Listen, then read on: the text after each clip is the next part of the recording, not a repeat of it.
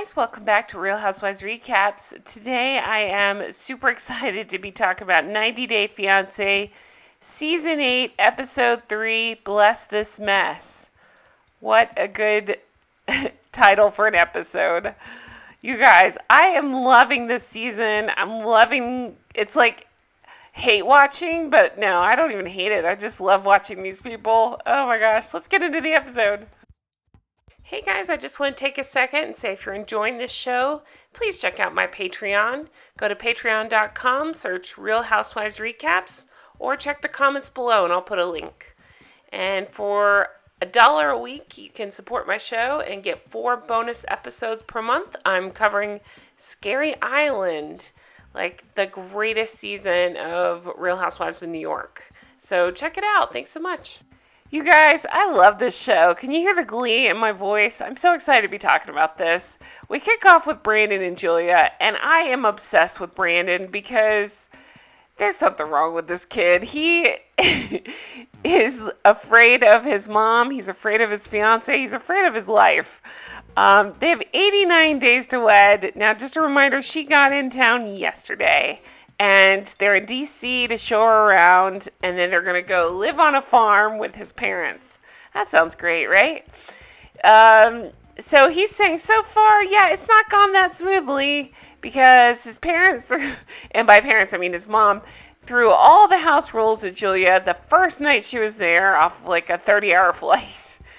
It's her second day there. It's her first full day. They're going to go look around D.C., before going back to the farm. So his mom has all these plans for them, does not understand that they might need a little time alone. And he wakes her up and says, you have 3.5 minutes before mom comes and knocks on the door to start the plans for the day. Oh my God. I hope that was an exaggeration. I doubt it was, but I'm sure Julia's a nightmare and it's coming, but right now I feel so bad for her. Her second full day there, she's not into it, trying to get him to stay in bed. And he's like, nope, mom's coming, we gotta go.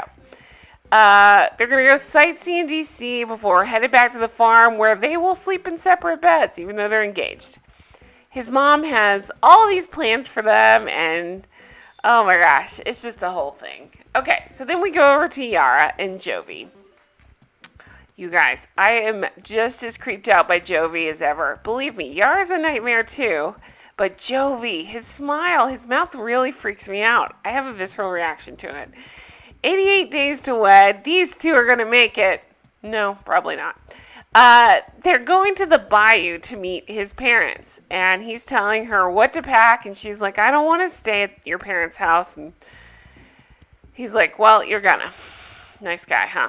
Dad's working on a boat off of Alaska. So it's just going to be mom that they're meeting. And he and his mom are really close, and he says Yara has a different personality, but he hopes they can all get along.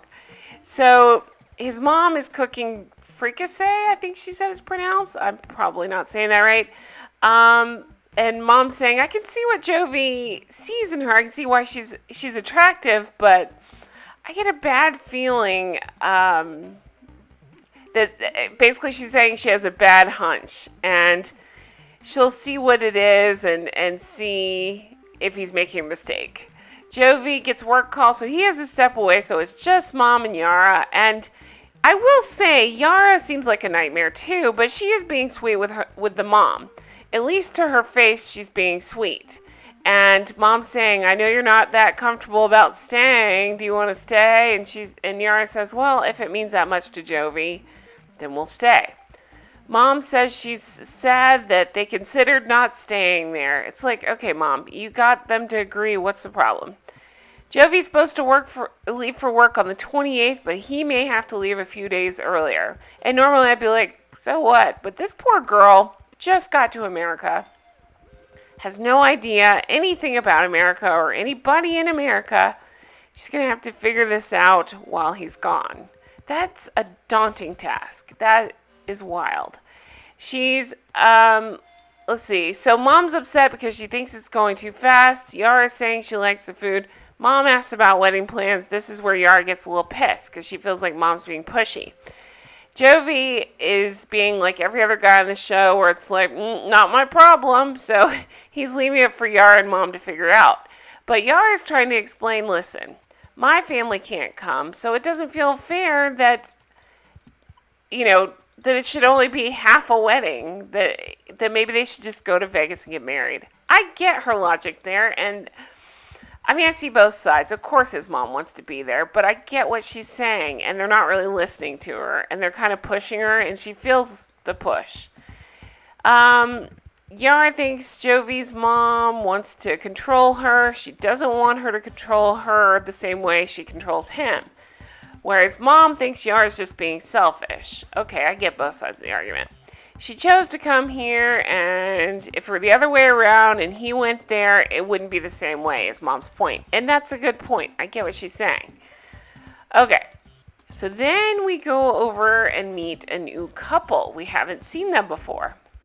And believe me, I know these pictures look crazy. This is how it was filmed, and I was immediately intrigued. What is this? What am I looking at here?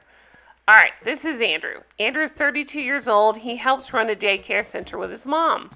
He says he feels like a positive male influence is incredibly important. Okay, I appreciate that. And it's sweet. He's dressing up for the kids. That's cute. Okay. Definitely, they framed it weird at the beginning. So we're going to get into all of this. At first, I thought, he seems like a nice guy. Like, there's things that make him seem like a nice guy. I don't know. He keeps talking about moving heaven and earth and stars, and he'll do anything for Amira. That's his fiance. And so I think, okay, again, he seems like a nice guy. Now, when you hear Amira talk about him and her dad talk about him, sounds like he's put Amira through some stuff. So it's hard to know who to believe. I'm sure they're both monsters, but we'll find out. And can I just say, yes, Amira is beautiful. But what is with the robotic facial expressions? I don't understand what I'm looking at here. It's this dead-eyed look that, again, it freaks me out. There's just, you know how when you talk to somebody and they're smiling and their eyes are sparkling and stuff, you just don't get that here.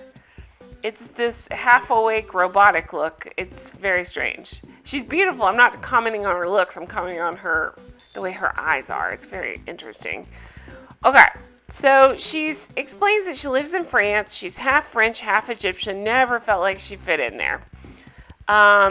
They talked. They met on an international dating website, and she met Andrew 2 days later. They talked and talked. He set up a huge trip and took her out to, he said, where do you want to meet? And she said, Las Vegas. She gets there. They fall in love. He proposes 3 days later. And she says he's very romantic and caring and makes her feel like a princess. So she got her K1 visa. She's been waiting for over a year. And you guys, this was awful. The day that she got her visa is the day that they put the travel ban out because of coronavirus. So they're trying to figure out what the heck they're going to do. Mom's asking Andrew, what are you going to do? What about, about concerns and stuff? And basically, if they don't activate that visa right now, they won't have the opportunity. And he says he would rearrange the stars for her. Again, this is when I still liked him at the beginning. I'm not sure at the end if I still like him or not, depending on who you believe. But basically, they're planning. Oh, he got on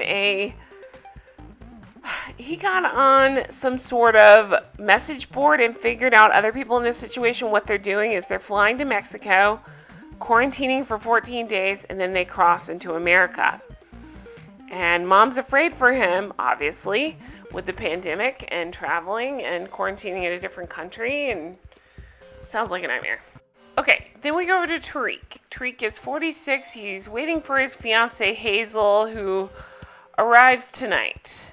And her favorite color is powder blue, so he's going to meet his friend at this suit place, and he's going to pick up a powder blue suit, which it kind of cracked me up. It was funny. It's an awful suit, but it's sweet where he's trying to do something nice for her.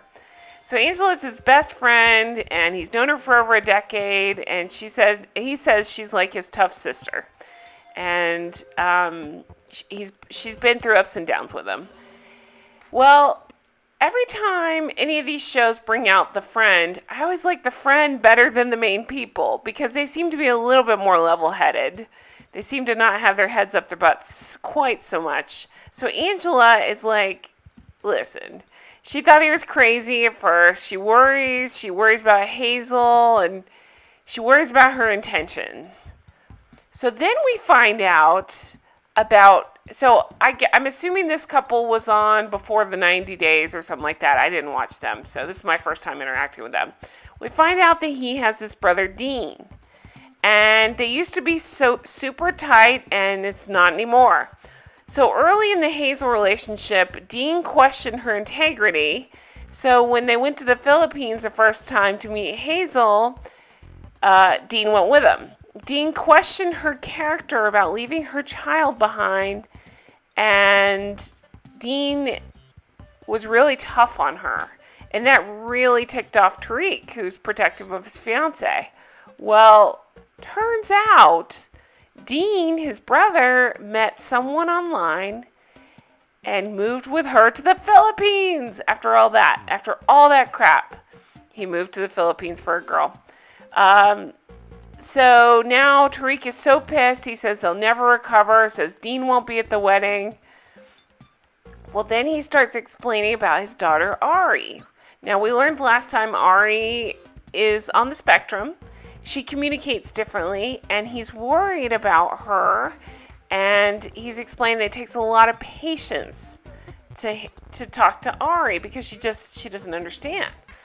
Well, he's worried about Hazel and moving in, and he's only ever lived with Ari's mom, so this is all a big concern to him, as it should be. Okay, then we're on to Mike and Natalie. She came in from the Ukraine. They have 89 days to wed. So remember, he got this nice place in Seattle, and they spent their first night there, and she loves it. She loves Seattle. She loves being there. She says last night was great, that they have ups and downs in their relationship, but when it comes to their sexual relationship, they only have ups. Ooh, you go, girl. He is taking her to go meet the infamous Uncle Bo. So she says she'll be positive. He's part of Mike's family. She wants to meet him. But to Cameron, she says, I have mixed feelings about meeting Uncle Bo. So then, okay, let's talk about them. So she's upset because he didn't bring the ring. Remember, they had gotten to a fight. This was before. I didn't watch if they were on before the 90 days. I don't know. But I guess before this season, sometime she gave him back his ring. He has not given it back to her. So I started to see it. I saw it before. I see it much more this episode. He seems to be looking for a reason not to have this work out. From what I could tell, they got into this huge fight. She gave back the ring. Again, this is before the show. But the process of the visa was still going on.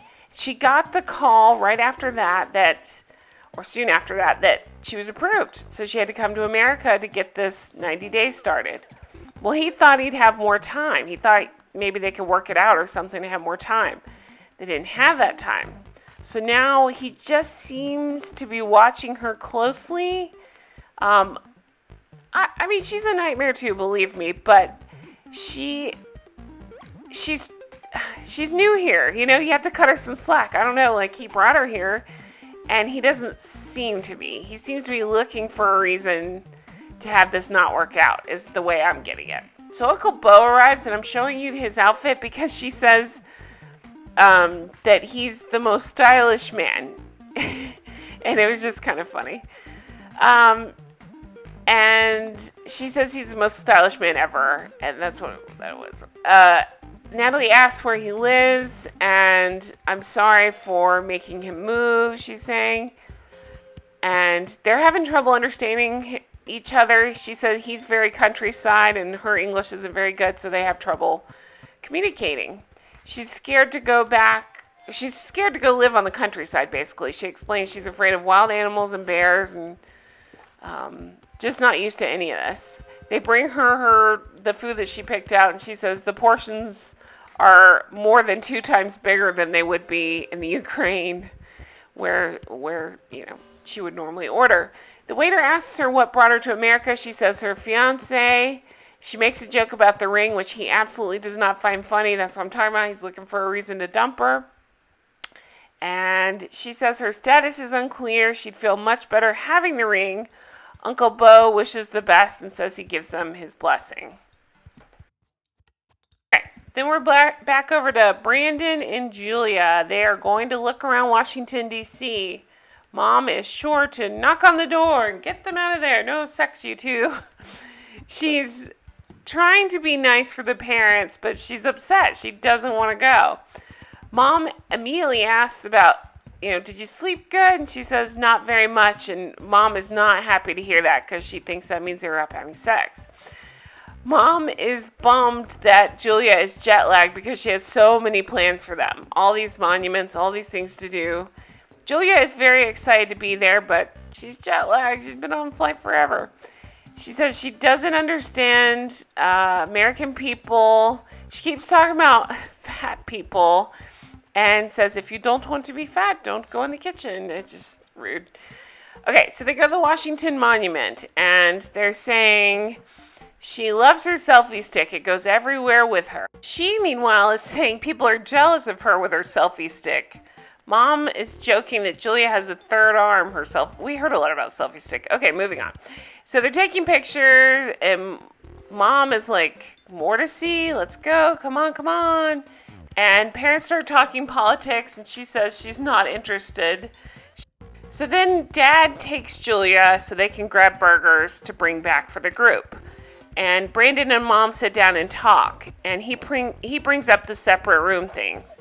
And Mom says, I understand why she might be upset about it, but I'm surprised because last night she seemed to understand, about Julia. Julia seemed to understand the whole respect issue.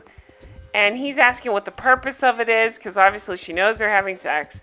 She says, it might feel odd to them. Oh, God, this is so weird. She lets it slip. She's like, I was on her side a little bit because I was like, okay, it's her house. Maybe it's a religious thing.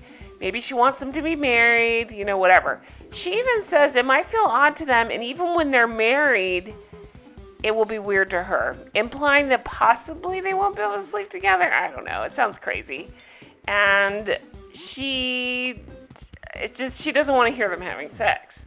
And he's saying, what will it do to stop us? Which I thought was kind of ballsy for him to say. And Mom's like, well, I thought it went well last night, and we talked, and apparently Julia has a problem with this. And Brandon's saying she's going to push me harder to leave the house because of it. And Mom's like, well, you're not in a position to move out financially. And so Brandon feels like he's stuck in the middle. Brandon has no balls. We'll see how this goes. It's not going to go well. Okay, so we're back over in France, and it's Amira. And tomorrow she's going to leave to go to Mexico to be with Andrew. She says she's leaving part of herself in France, and this is a turning point. He FaceTimes her wearing a Cat in the hat, and she's like, oh, it's so cute. I don't know. He says he misses her. She's scared to fly tomorrow because of coronavirus. And poor thing. Okay, I felt for her here because she's saying there's a risk of, because of the coronavirus, she could be sent back from Mexico, or she could quarantine the whole time and be denied to go into America. So a lot up in the air for her right now. During the pandemic, she's only supposed to travel if it's an emergency, but she only has 6 weeks left on her visa, doesn't want to lose it, and she feels like Mexico is literally her only option to make this work out. So, that sucks. I don't know what else to say about that. That's terrible. Okay, then we go back to Tariq. He is in Virginia Beach. He is headed to the airport to pick up Hazel. He's in his powder blue suit.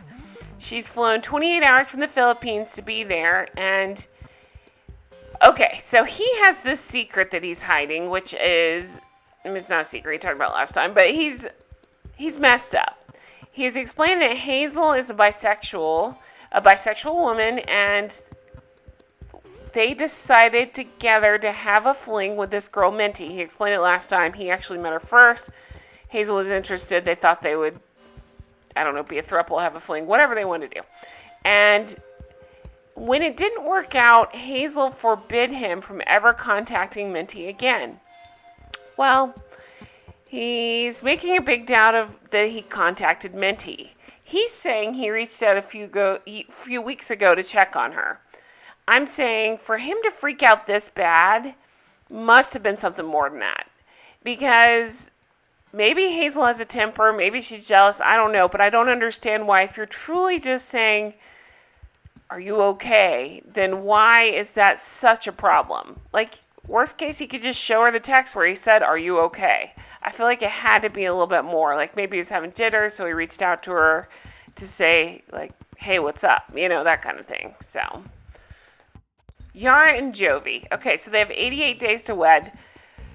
Jovi is saying everything's going well, that they've talked and laughed, and he's happy that she decided to spend the night at Mom's house.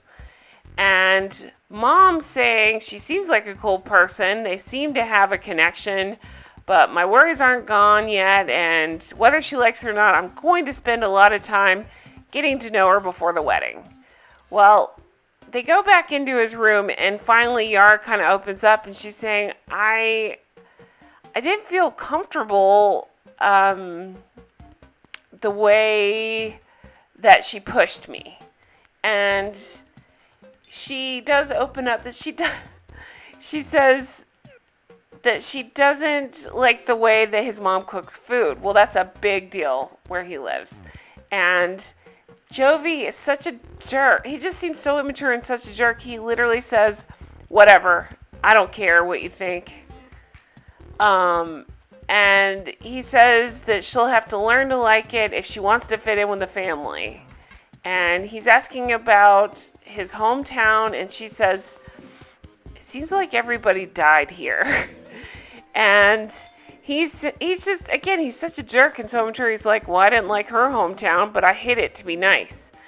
And he asks about his mom, and she says that, again, she pushed her, and especially about this wedding thing, and if I say it one time, I shouldn't have to repeat myself. It's always a no, and my mind won't change. And he doesn't want to have a big wedding, and she's saying, even if my family could make it, she literally says, I don't want to get married in this trailer park. So again, things are off to a really good start for these two. I'm sure it's going to all turn out well, no problems whatsoever. Okay. Then we see Andrew. Andrew goes to meet with his sister, Connie. Connie's expecting her first baby, and she's about to have a baby shower. And he's going to miss it because he'll be in Mexico meeting Amira, and he brought her a baby shower gift. And the reason I'm hesitating here is because I thought this scene was so weird. His sister is so pissed that he's going to miss this baby shower. She says she probably won't have another, so it'll probably be the only one, and he's missing it. And I'm thinking, like, it's a baby shower. I understand that you might be worried for your brother or, traveling during the coronavirus, the pandemic, all that stuff. I get all that, but you're pissed that he's missing a baby shower. This seems a little strange to me. She keeps bringing up this baby shower, by the way. He gave her a blue beret, which was sweet. And she's met Amira a few times and says she feels like Amira is superficial. She can't figure out what Amira and Andrew have in common. He's explaining he tries to see her every few months. So this last stretch has been the longest stretch. And it's getting more difficult to communicate. And it's been about 6 months, it sounds like. And before, she used to be super excited to have a family. And now she isn't sure that she wants to have children. And that's awful. And it's weird that he's talking to his sister about it. Shouldn't he be talking to Amira about that? Especially before getting on the plane. Like, this is something you have to figure out. You can't just change somebody's mind on there or hope that that'll all work out. It doesn't work like that. He's saying, again, that he wants to have kids immediately, and his sister thinks this is a big deal, and sister's like, don't you want to figure this out before you get married? Ugh. Okay, back to Brandon and Julia. She loves DC, loves singing around and all that stuff. Mom wants to take them to all these memorials. She keeps naming off all these memorials before they head to dinner. Again, it's all about what Mom wants. She's, driving this whole thing. Brandon's like, Mom, hang on. And he says he has reservations for him and Julia somewhere, and they need to head back. Well, Mom is pissed. And she says, it's just you and me to the dad. And Dad says, it is what it is. Mom just has no awareness. Honestly, I was shocked that Brandon even stood up to his mom like that. I was like, Mom, we have reservations. I figured he doesn't have the nuts to do that. Okay, so he wants to have alone time with her, and he says he wants to talk to her about the separate room situation. So he ends up taking her out to dinner, and she seems super happy about it and thanking him and likes the place. And she's happy that he did tell them that they need alone time. So after they sit down, Julia says, did you talk to your mother? And he says, yeah. And Brandon's like, well, she's still not budging. And I don't know, Julia. I just don't know. And Julia says, well, you need to explain it again. She did not understand. And if we don't live together, then we'll leave. Brandon says, right now we have these expenses coming, and we need to save up to get our own place, and we need to be okay with money. And Julia says, I know, but we'll have a problem with each other if we stay. And Brandon's like, but if we go, we'll have a problem with money. So, such a weird thing.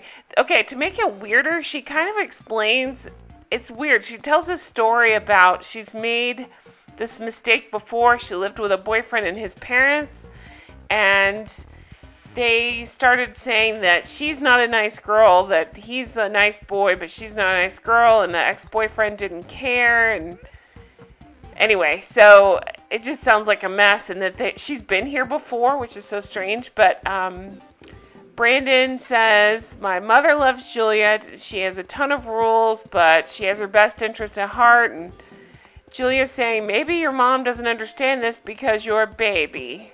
And I don't know. I think they both seem like babies because, yeah, Brandon won't stand up to his mom, but also they're living in mom's house. So what can you do? And also they don't use protection. Okay, so over to Tariq and Hazel. So she's so excited to be there, and he said he's been waiting for her to arrive for 2.5 years, and doesn't know when he's going to tell Hazel that he reached out to Minty. And she's saying it's her first time leaving the Philippines. She's shocked by the size of American houses. She said they're bigger and cleaner, and she wants to bring her son there so he can have a better life. And he ends up taking her to the house, and he's being sweet with her. He's getting her door, and he's saying, this is our house. And he says that he can fit where she's grown up in the garage, basically. So it's big and overwhelming to her. And he just really wants to make it comfortable. He wants her to feel at home. And tonight, Ari is with her mom, and so it's just him and his fiance, and they're in this big house. And he gives her a tour, and he shows her things like the dishwasher, which she's never seen before. And he asks what she thinks of the house, and she says she thinks it needs to be cleaned. And she asks if he waited to clean it till she got there. And he's like, no. And she keeps saying the house is big, but it's not clean. And he's saying, no, we have two definitions of clean. And God, sounds like my husband and I. But he asks if she likes the house, and she says, yes, I like it. And being in America is a dream, but his house is bigger than she thought, and she's overwhelmed, and it's lots of stuff. She's scary, and she hopes she'll feel at home there, and she just really wants to go to sleep.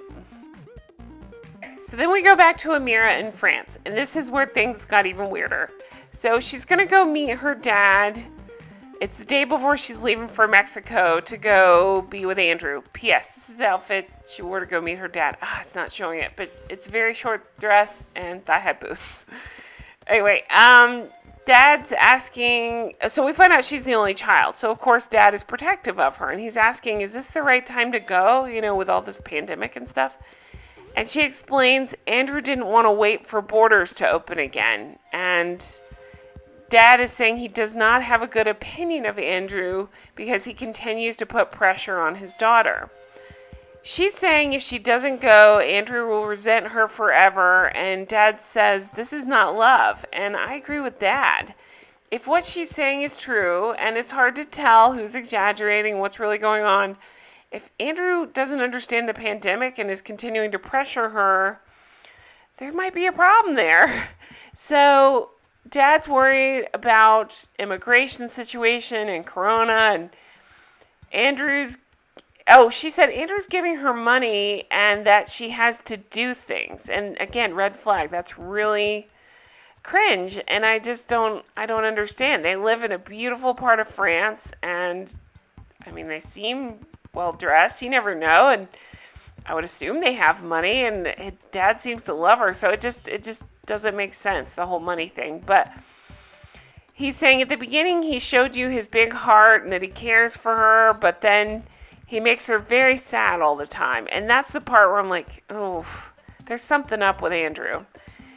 And Dad says his character won't change, talking about Andrew, and she thinks he has a good heart, but she's hoping the move there will make him happy and make things better. And I'm thinking, oh my God, girl, don't do it. If it's gonna, if things are that bad that you want to change him by moving there, then, it's only gonna get worse. She seems to live in a romance novel. She talks a lot about romance, and she's like, this is how I'll prove my love to Andrew. And they say they'll miss each other, and I felt for Dad. Okay, so then we go back over to Mike and Natalie, and they're headed back to his small little farm, and he explains in his hometown there's only 7,000 people. Natalie's saying, Beau's a nice man, he loves you, and I can see it, and she brings up that Uncle Beau drinks, and she doesn't love that, and Mike says, well, he's not perfect. I thought it was weird that she brought that up. Natalie says that the road is getting smaller and scarier, and it reminds her of a horror movie. He's saying there's a big difference in the small town, and that he hopes that she grows to appreciate it. Oh my gosh. He has to take this insane road that looks awful. It's iced over. She says she hates horror movies, and that he lives in the woods and no one's around. It's only her and the trees. She's sighing and kind of freaked out, and he's like, welcome home, love. And she's just like, it's just a huge culture shock. She just didn't know what to expect, and I don't think it was this. Well, she sits down, and she's just like nervous laughing, and she's saying, it feels, and then trails off and says, I don't know. A cat comes to say hi, and he said he loves his cat, and Natalie is more of a dog person. He shows her around, and producer says, is this what you were expecting? And she says, no, the house is small, and the walls are very cold. And she's asking him, why is it so cold? And he says, oh, it's because there's snow outside. And she says, no, the inside is cold. Ugh. And he seems surprised by this. She asks for tea, and that tells him she needs time to take all this in, and he's not sure if he has any. And I think she's just tired and overwhelmed, and she gets upset, and she's saying, I flew 10,000 miles. I left my mom, my city. I left everything behind, and Mike wasn't even prepared. It's not cleaned up. It's cold in here. I don't even have my ring, and he didn't even get her the tea that she likes. And she's saying it's hard, and I felt for her here. He says she's in shell shock. It'll wear off, and she'll find things that she likes to do. And if she ends up not liking it, well, it'll put a strain on us. That's what he says. So that's what I'm talking about. He's looking for a reason to dump her, is what I'm thinking. So then we see a flash to next time. We meet a new couple. I can't even tell you what I'm looking at here with these glasses, but this is her boyfriend, Ryan. He's 25 years younger than her, and she calls herself a cougar, and I really get creepy vibes from her. We see Julia on the farm. She's saying she's a city girl, and she's just not used to any of this stuff going on. Then it's Rebecca and Zied, and I gotta tell you, I forgot they weren't even in this episode, and I love that they weren't in the episode. They're my least favorite storyline this season so far, I think. But it's been 5 days since Zied's interview. So she's nervous about that, and he's scared to leave his family. They're very tight. It's Natalie here, and they just continue to fight, and she's upset with him and saying she needs time, and I think he's fine with it, truthfully. I just don't think he's that into her. So this is his way out. We see Amira and Michael headed to meet in Mexico. Seems to get some sort of message and starts yelling bad words, so I'm guessing maybe he's blocked out of Mexico or something. Who knows? We'll see what happens there. And then we see Yara and Jovi fighting, and he's being a total douche and such a jerk about a rug she picked out. A rug. And that is it for the episode, you guys. I'm loving this season. It's so much fun to talk about, so much fun to cover. You guys leave such good comments. I love reading them. Thank you for that. I hope you guys have a very Merry Christmas and happy holidays, and stay safe and healthy, and I will talk to you guys very soon. Check back lots because I got all kinds of shows going up, so check that out and take care of yourself. Bye-bye.